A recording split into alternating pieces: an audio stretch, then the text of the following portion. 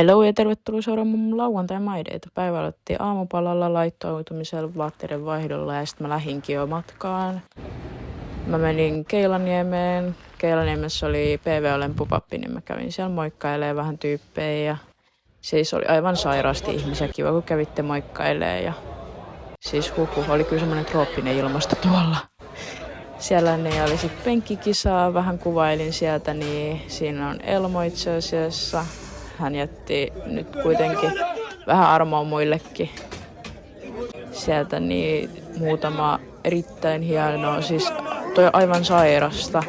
Siis ilmeisesti ton kisan voitti 195 kiloa tangossa. Siis 4 levyn tanko. Kattokaa kuinka kevyesti liikkuu.